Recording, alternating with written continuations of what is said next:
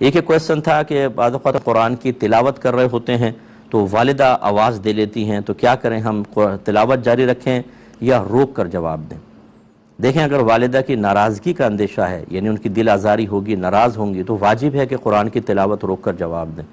بلکہ علماء نے یہاں تک فرمایا ہے کہ اگر آپ نفل نماز پڑھ رہے ہیں اور والدہ کو نہیں پتہ کہ آپ نماز پڑھ رہے ہیں اور وہ آواز دیں اور آپ کو گمان ہو کہ اگر میں جواب نہیں دوں گا تو والدہ ہرٹ ہوں گی، تکلیف ہوگی، انہیں ذہنی اذیت ہوگی، تو نماز توڑ کر اپنی والدہ کو جواب دیں۔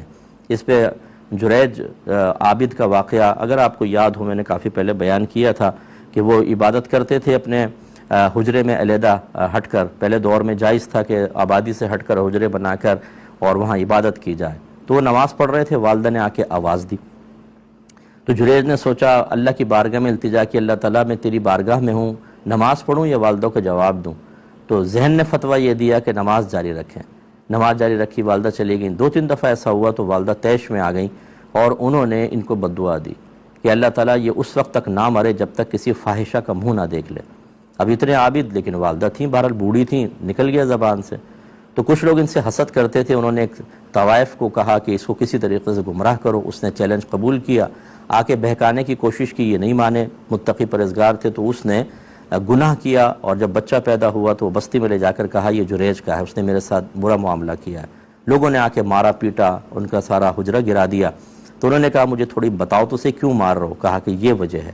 انہوں نے کہا اچھا مجھے مہلت دو، میں وضو کر کے نماز پڑھ دوں۔ وضو کی نماز پڑھی، اللہ کی بارگاہ میں عرض کی، اللہ نے الہام فرمایا، آپ نے بچے سے پوچھا کہ بتا تیرا باپ کون ہے؟ اس نے بتایا میرا باپ ایک چرواہا ہے۔ چھوٹے سے بچہ بول پڑا، یہ آپ کی کرامت تھی، یہ ولی تھے اس زمانے کے۔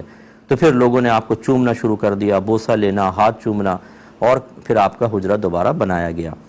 تو نبی کریم صلی اللہ علیہ وسلم نے اس واقعے کو بیان کر کے ارشاد فرمایا کہ اگر جریج علم رکھتا تو نماز توڑ کر والدہ کو جواب دیتا۔ تو اس لیے جو بچے مجھے سن رہے ہیں، خاص طور پہ ینگسٹر، خاص طور پہ وہ بچیاں جو ماں کام کہہ دے تو تڑک کے جواب دیتی ہیں، ایسا تیز قسم کا جواب کہ ان کے ٹک ٹاک میں فرق پڑ جائے، یوٹیوب کی کلپ نہ نکل جائے، اور یا اسٹڈی کر رہے ہیں تو اس میں بھی کیسے شرعاً جائز ہے کہ آپ والدہ کو اس طریقے سے ڈانٹیں ڈپٹیں اور جواب دیں۔ اس طرح بچوں کو بھی چاہیے امی سے معافی مانگیں اور آئندہ ایسا ہرگز نہ کریں۔ ایک